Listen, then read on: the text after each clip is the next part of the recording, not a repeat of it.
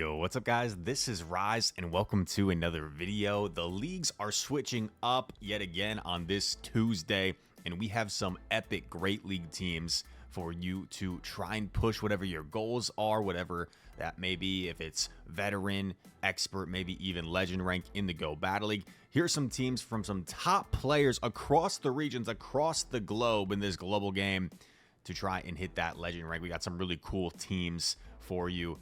Here we go. Starting things off, we're going to scooch on over as per usual. I'll get that Great League badge away from my forehead. And we start things off with some LATAM trainers. Richie, a tremendous battler, has had such an insane season, has maybe been forgotten a little bit just because his counterpart at 7-Eleven Gaming, Martos, had such an incredible year. But Richie has won a tournament, has placed top 3 at an IC. Just a crazy year for him. Jellicent, Shadow Annihilate, and Dedenne. Really strong team. Jellicent, maybe one of the lesser popular water types now in the Great League meta, but still has a lot of play. And it says Jellicent has neutral play into most of the meta, which always allows for flexibility to decide if you need to focus on shield or switch for the back line. It is a double ghost line. However, because Shadow Annihilate acts more as a fighter, doesn't really, I don't know, register as double ghost because Annihilate's not really weak to dark types in the sense that Jellicent is. So a cool team there from Richie. And we go on to LNDS Kanan, 2024 Sao Paulo champion. He's running Swampert, Shadow Drapion, and Galarian Moltres. Galarian Moltres, obviously a little bit harder to obtain, but maybe you guys have been able to get one from research or from using those daily adventure incense.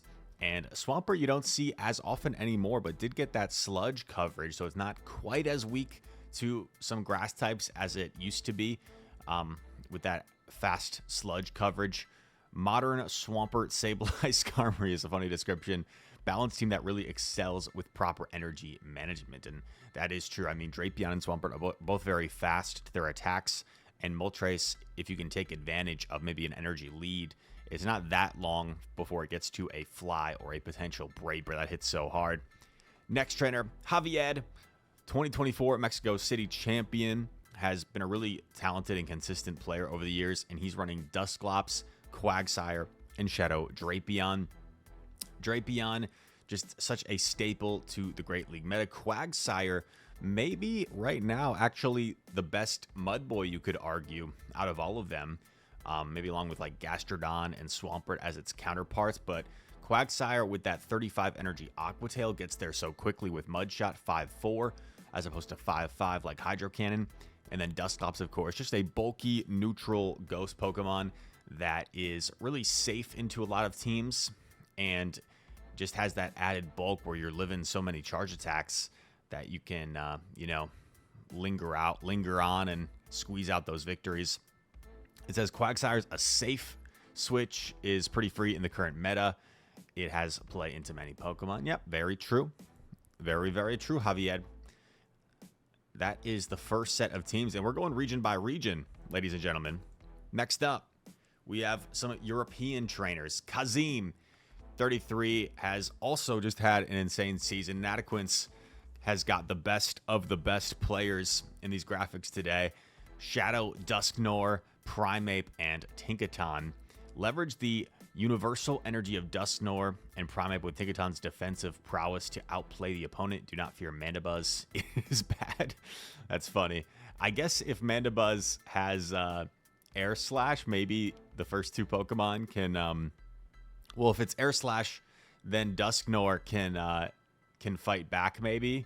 Maybe you can take a move, get to do Dynamic Punches.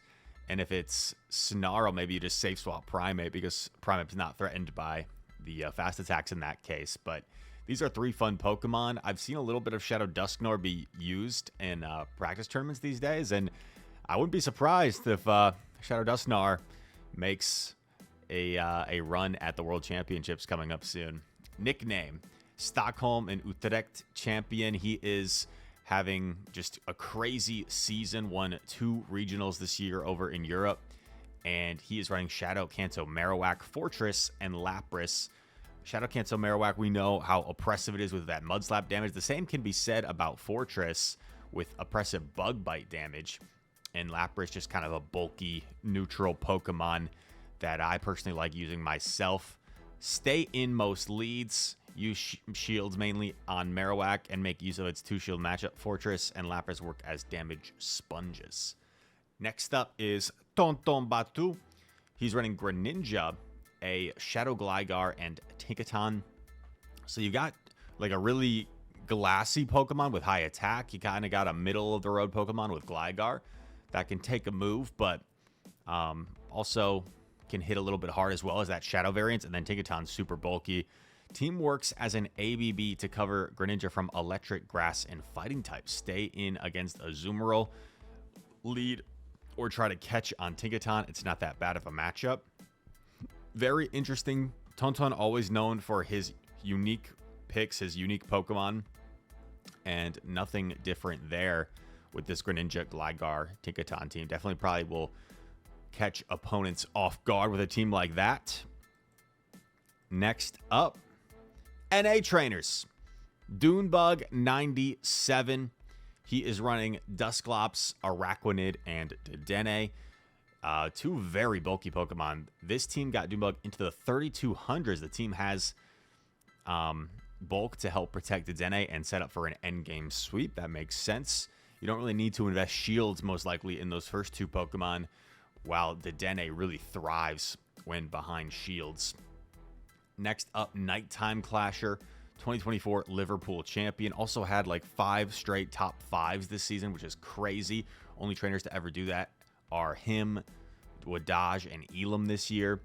Shadow Jumpluff, Shadow Sableye, and Lapras. Sableye is a generally great safe swap, and Jumpluff can get an additional advantage from everything. If you face Tinkaton, use Jumpluff or Lapras to get rid of it. So yeah, you're kind of triple weak to Tinkaton, but believe it or not, Jumpluff and Lapras do have win conditions in that matchup in the 2-shield scenario, so that is a way to deal with it. And then third, we have Arrow. Has 3 runner-up finishes, still searching for that first place, but maybe one of the best battlers in the world to have not quite yet won that championship. He's running Shadow Scizor, Shadow Dusclops, and Shadow Blastoise. Arrow likes to mix it up with some unique picks. And not a whole lot of bulk on this team compared to some of the others. But this team pressures shields incredibly fast and makes it quick and easy to choose which Pokemon swaps in the end game. So yeah, you've got like multiple options here as the sweeper. I feel like people normally going to invest their shields in Scizor. And once shields are down, I mean, that's also going to be helpful for Blastoise because there's not a whole lot of things that are taking 2 Hydro Cannons from that Blastoise plus the rollout damage. So I could see this team putting on a ton of pressure quick and fast. And we wrap things up with some trainers over in the Asia Pacific region. This is going to start with Luminous. I think he's a popular content creator as well. Over from Japan, World Top 8 2023. He's running Shadow Dusknoir, Wigglytuff, and Bastiodon. Uh-oh, I don't love this team. I would be so annoyed if I lost to this team, but I probably would because this is 3 really oppressive Pokemon. This team relies on Dusknoir winning the lead. Yes, it really does. Use the shields to force switch advantage and create favorable matchups. So, yeah, definitely a bold strategy there that can be frustrating to go against when you see that Wigglytuff Bastiodon combo in the back. But nevertheless, can be very effective if you just kind of 2-shield your way through things with the Dusknoir and line things up. Charming Pori running Shadow Annihilate, Diggersby, and Dedenne. Shadow Annihilate pressure shields quickly. Make sure that Dedenne is not aligned to a ground type Pokemon. I mean, absolutely. That makes sense. Charming Pori, one of those names that kind of came out of nowhere, I think, in the Asia Pacific region. Won a practice tournament, or not a practice tournament, but like a community run tournament. And then quickly won a big-time tournament over in South Korea to qualify for Worlds this year. So keep an eye on Charming Pori at the World Championships. And they love Jai, the Aussie, 2024 and 2025 Perth runner-up. Moltres, Shadow Quagsire, and Tinkaton. 3 Pokemon that I expect to be quite prevalent at the World Championships coming up soon. Play out neutral leads to set up Quagsire for shield advantage. If lead is fast, swap into Quagsire immediately to try and set up Tinkaton with or if Lita's lost, sorry. The text is kind of small from my perspective. Quagsire immediately to try and set up Tinkaton with a shield. Yeah, Quagsire, I think one of the better safe swaps right now, as mentioned in the Great League. Meta, things like grass types are not really very common, and Golisopod might be one of the better counters for it. But even against Golisopod, you at least have that Stone Edge coverage to maybe threaten some shields. So really solid safe swap is Quagsire.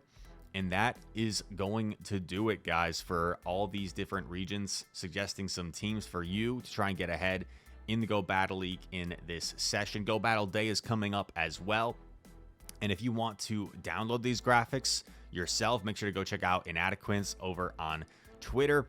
Also, Ishikawa Boy, for the Japanese folks, is apparently going over these teams on TikTok as well. So shout out to Ishikawa Boy. And all he's doing over there. All that said, guys, thanks so much for watching. If you enjoyed this video, leave a like, comment down below. All your comments are appreciated. And I hope to see you in the next one. Peace.